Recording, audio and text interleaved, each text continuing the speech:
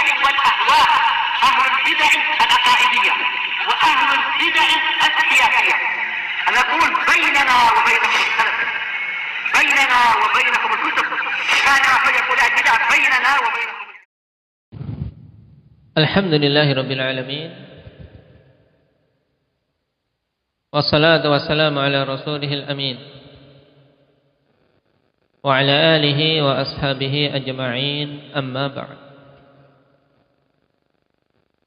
Pertemuan yang lalu kita selesai dari pembahasan buah-buah keimanan terhadap kitab-kitab Allah Subhanahu wa taala. Apa saja di antaranya? Tentang Mukasyah, Penjar,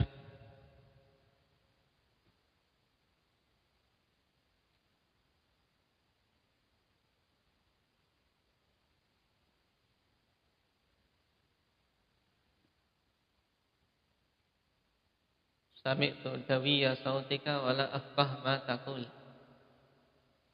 Aku dengar dengungan suaranya tapi tidak paham apa bunyinya. Yang keras.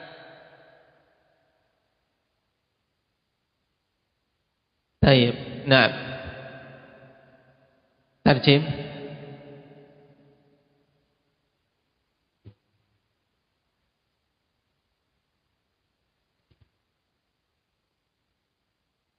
Nah, dengan iman terhadap kitab-kitab Allah akan membuahkan apa? Ilmu tentang keutamaan Allah. Kita akan tahu keutamaan Allah Subhanahu wa taala dan kedermawannya serta rahmat yang Allah curahkan kepada hamba-hambanya. Karena Allah turunkan kitab-kitab. Yang lainnya Mukasyah. Berikutnya mengetahui kebijaksanaan Allah Subhanahu wa taala dari sisi mana? Dengan beriman terhadap kitab-kitab Allah kita tahu tentang kebijaksanaan Allah. Sekarang dengan iman terhadap kitab-kitab Allah kita jadi tahu kebijaksanaan Allah. Dari sisi mana?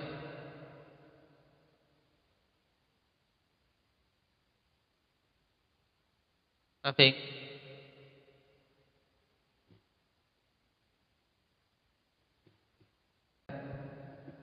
Baik. Kita mengetahui kebijaksanaan Allah ya jelas ya, Pak. Kenapa? Karena Allah turunkan pada masing-masing kaum kitab yang sesuai dengan apa? Dengan keadaan mereka. Berarti Allah Subhanahu wa taala itu zat yang maha bijak. Allah tidak pukul rata umat dari awal sampai akhir dengan hukum yang sama. Ya. Tapi Allah Subhanahu wa taala berikan syariat, berikan kitab-kitab kepada masing-masing rasul sesuai dengan keadaan mereka. Naam, likullin ja'alna minkum syir'atan wa minhaja, syariatnya sendiri-sendiri walaupun pokok-pokok agama semua rasul sama, yaitu menyeru kepada tauhid. Hikmah yang ketiga apa, Humam? Bergembira dengan apa?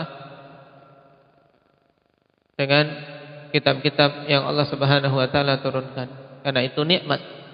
Adanya petunjuk itu suatu nikmat, ya. Maka kita bergembira, dan bentuk kegembiraan kita terhadap Al-Qur'an ini dengan banyak membacanya, banyak mentadaburinya, menghafalnya. Hikmah yang keempat apa, Dafa?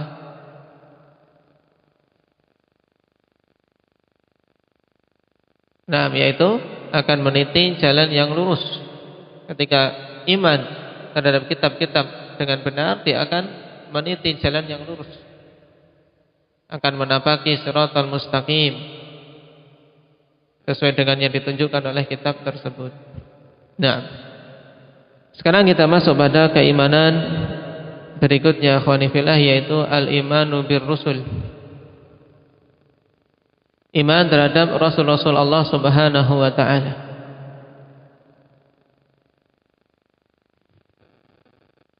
Dan ar-rasul secara bahasa diambil dari kata rasala. Nah, dikatakan oleh Imam Al-Azhari dalam Tahdzibul Lughah, ar-rasul maknahu fil lughah alladhi yutabi'u akhbar alladhi ba'athah. Rasul secara bahasa yaitu orang yang mengikuti kabar-kabar orang yang telah mengutusnya. Jadi Rasul itu secara bahasa ya utusan.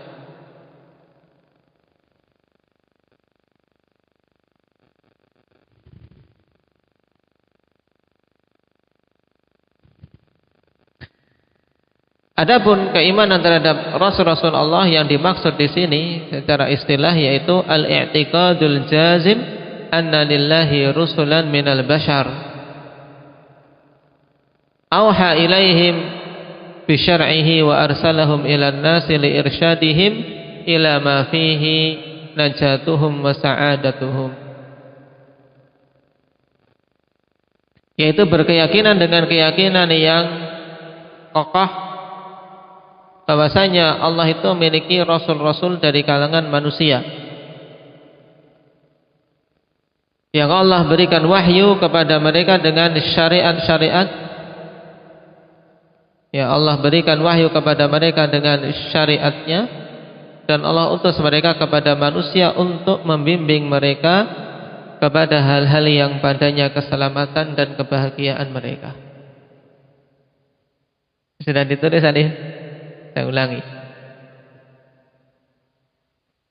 Al-i'tiqadul jazim bi anna lillahi rusulan minal bashar. Berkeyakinan dengan keyakinan yang kokoh bahwasanya Allah itu memiliki rasul-rasul dari kalangan manusia. Kenapa? Karena telah kita lewati rasul-rasul Allah dari kalangan apa? Pak Agus? Dari kalangan malaikat. Nah, ada rasul dari kalangan malaikat dan ada rasul dari kalangan manusia, dan iman terhadap rasul-rasul Allah yang secara spesifik yang dimaksud adalah apa? Rasul dari kalangan manusia. Baik, makanya ditegaskan di sini dalam rukun iman, rukun iman yang keberapa? Al-iman bir rusul. Abdul Rahman. Rukun iman yang keberapa? Ketiga atau keempat? Keempat atau kelima? Keempat. Naam. Al-imanu billahi wa malaikatihi wa kutubihi wa rusulihi. Jadi iman kepada Rasul-Rasul Allah yang merupakan rukun iman keempat yang dimaksud adalah Rasul dari kalangan manusia. Kenapa? Karena Rasul dari kalangan malaikat sudah masuk dalam rukun iman yang kedua. Makanya secara istilah yang dimaksud dengan iman terhadap para rasul ya ini, yaitu kita berkeyakinan dengan keyakinan yang pasti, tidak ada keraguan sedikit pun bahwa Allah itu memiliki rasul-rasul dari kalangan manusia yang Allah wahyukan kepada mereka dengan syariatnya, dan Allah utus mereka kepada manusia. Jadi bukan untuk dipahami sendiri tok, tapi memang Allah wahyukan kemudian diutus kepada manusia. Untuk apa? Untuk membimbing mereka kepada perkara yang mengantarkan kepada keselamatan dan kebahagiaan mereka. Jadi para rasul diutus untuk membimbing kita agar kita selamat dan kita bisa bahagia. Sehingga orang yang menginginkan selamat, menginginkan kebahagiaan, ya wajib mengikuti bimbingan para rasul.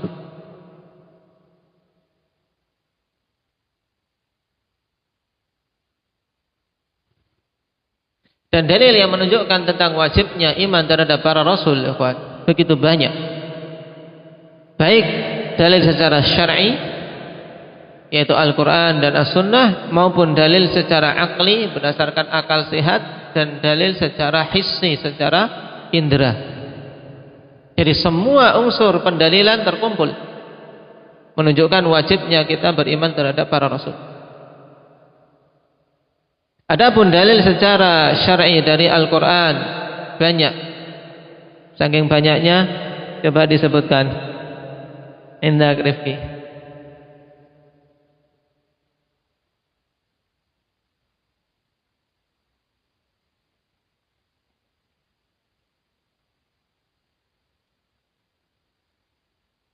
Itu an-nabiyyin, yang rasul. Di antara dalil yang sangat tegas dalam surat Ali Imran ayat 179, fa'aminu billahi wa rusulih wa in tu'minu wa tattaqu falakum ajrun 'adzim. Fa'aminu billahi wa rusulih, berimanlah kalian kepada Allah dan rasul-rasulnya. Ini perintah, menunjukkan wajib. Bahkan Allah berikan janji, kalau yang beriman dengan benar, jika kalian beriman dan bertakwa, maka bagi kalian pahala yang besar. Yarhamukallah.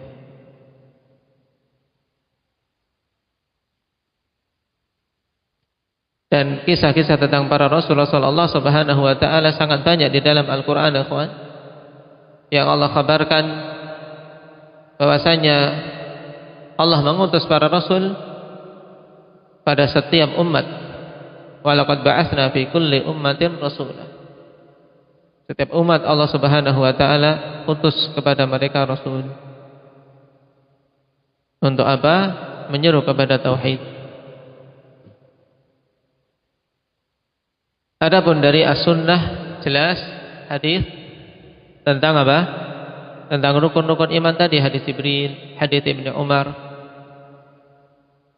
Dan yang lainnya.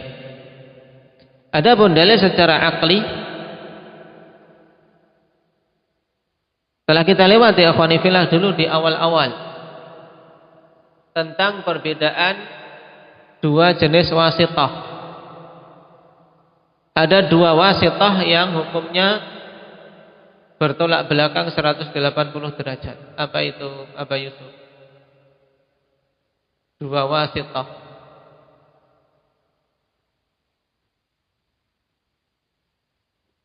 Dalam agama kita ada dua wasithah. Satu wasithah yang harus kita tetapkan, satu wasithah yang tidak boleh kita tetapkan. Kalau menetapkan masuk dalam syirik.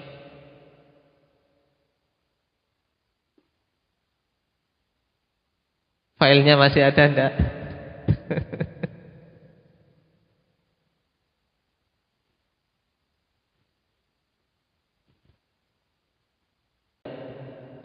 Nah, yang pertama yang wajib kita tetapkan adalah wasithah fi tablighi risalah, wasithah dalam penyampaian risalah. Inilah para rasul.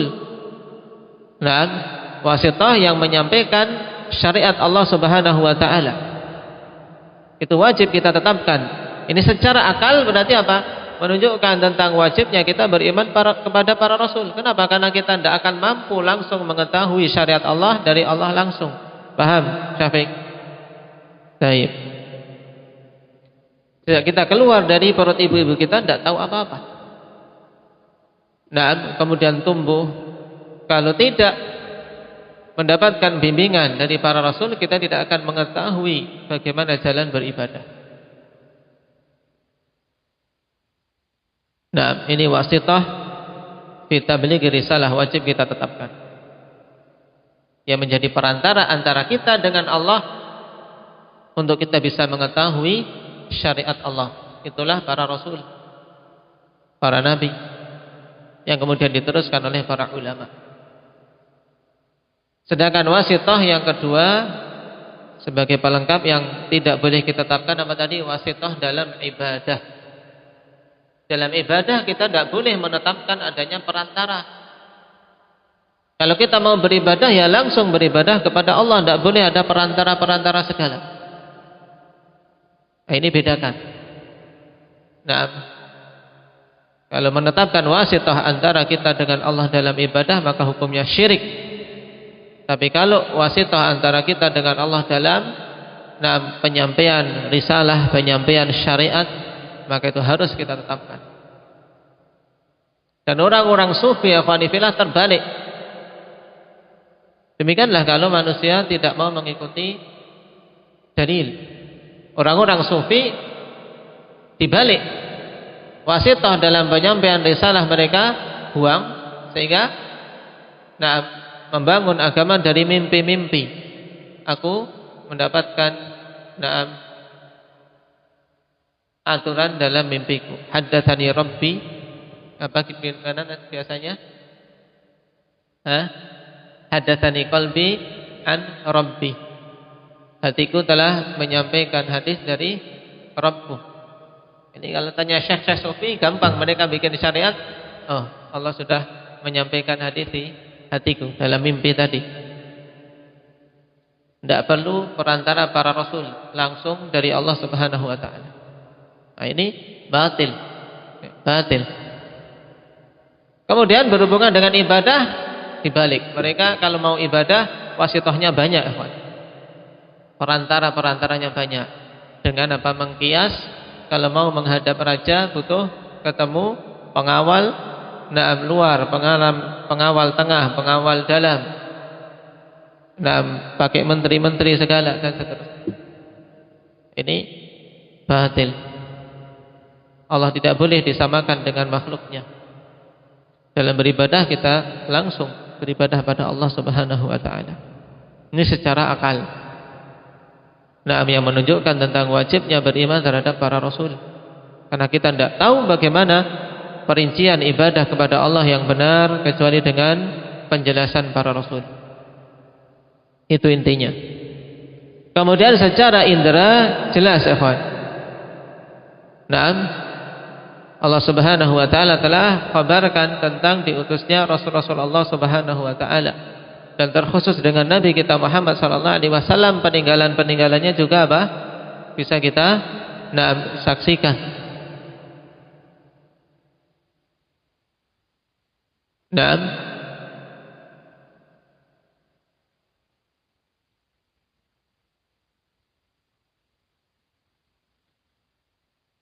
Ini dalil tentang wajibnya iman kepada para rasul.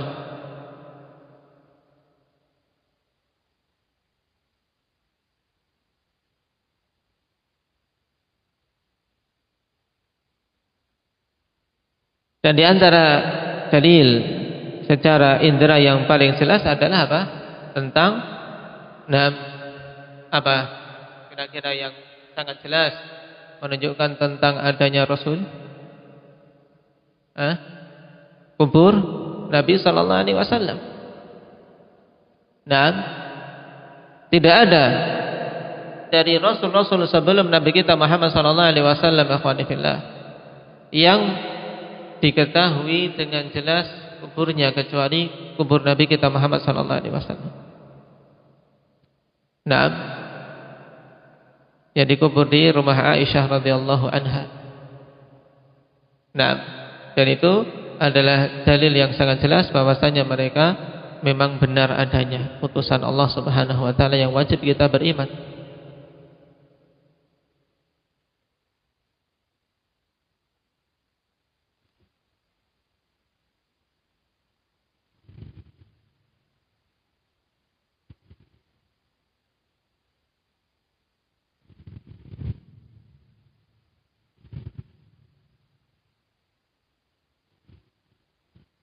Kemudian sekarang hal-hal yang wajib kita imani berhubungan dengan para rasul.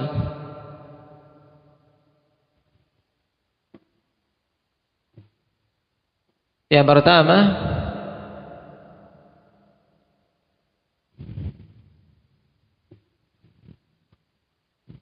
beriman bahwasanya mereka adalah hamba-hamba pilihan Allah Subhanahu wa taala.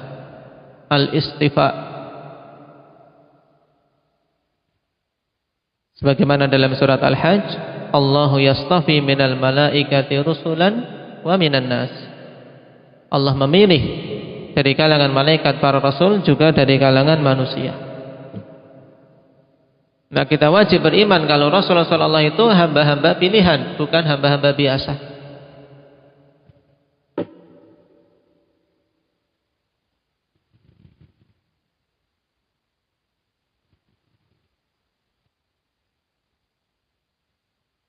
Dan jelas ikhwan, Allah pilih hamba-hamba untuk jadi rasul karena amanah risalah itu amanah yang berat. Tidak mampu mengembannya kecuali memang orang-orang pilihan. Oleh karena itulah para pewaris Nabi ikhwani fillah juga butuh untuk mempersiapkan diri Nah, para pewaris Nabi, para ulama, mereka juga orang-orang pilihan.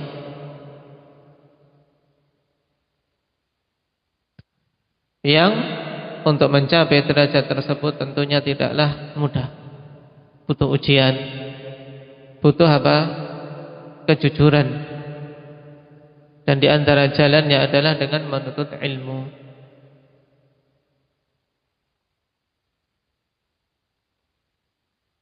Kemudian yang kedua, wajib beriman tentang ismatuhum fil balagh.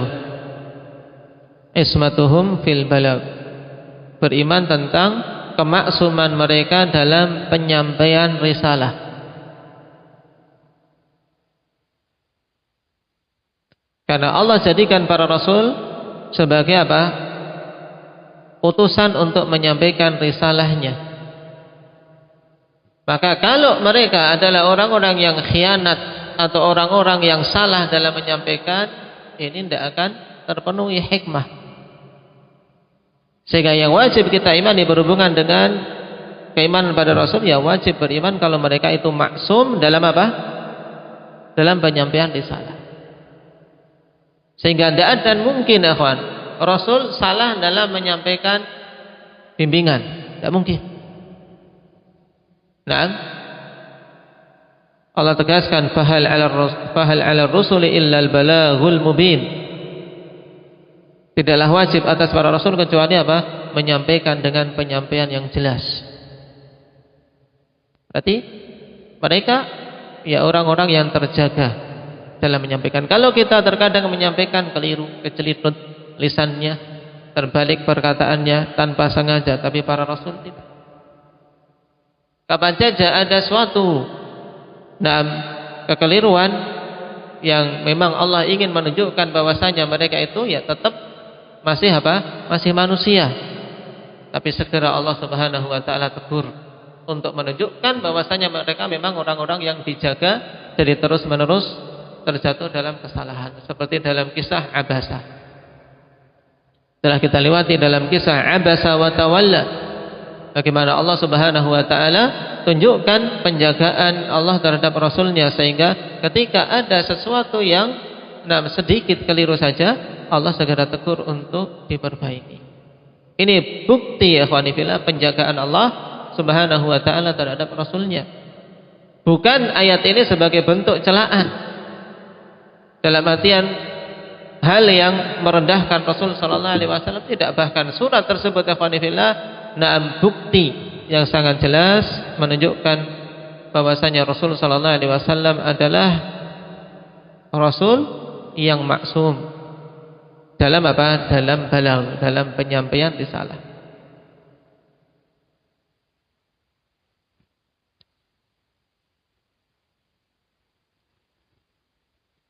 Kemudian yang ketiga, al-ismah minal kabair. Kalau tadi ismah fil balagh, yang ketiga ismah minal kabair, terjaga dari dosa-dosa besar.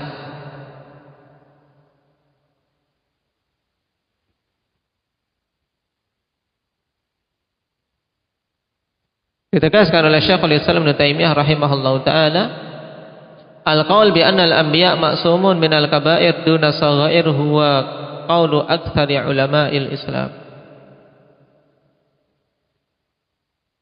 Pernyataan bahwasanya para nabi itu maksum dari dosa-dosa besar, bukan dosa-dosa kecil, itu adalah pernyataan mayoritas para ulama Islam.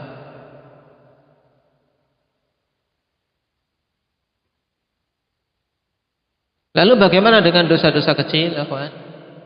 Yang rajih dalam masalah ini, mungkin ya, terjatuh dalam dosa kecil, tapi dosa kecil yang tidak menghinakan.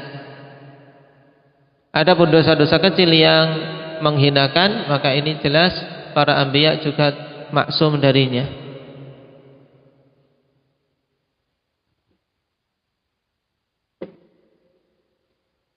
Perkara keempat yang kita wajib mengimani adalah an-nu'mina annahum minal bashar. Kita beriman bahwasanya mereka masih dari kalangan manusia.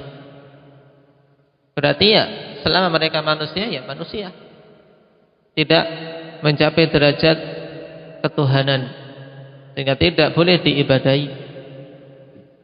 Mereka manusia yang butuh makan, butuh minum, juga mengalami lupa, sebagaimana dalam hadis innama ana basyarun ansa kama tansaun. Lupa sebagaimana kalian lupa. Cuman lupanya Nabi SAW tidak akan dibiarkan terus menerus. Ketika itu berhubungan dengan penyampaian, kalau berhubungan dengan penyampaian mesti akan diingatkan. Tayyib, barakallahu fikum. Ini dulu ya kawan. Adapun yang lain insyaallah kita ambil pada pertemuan yang akan datang. Naktafi bihadza subhanallah.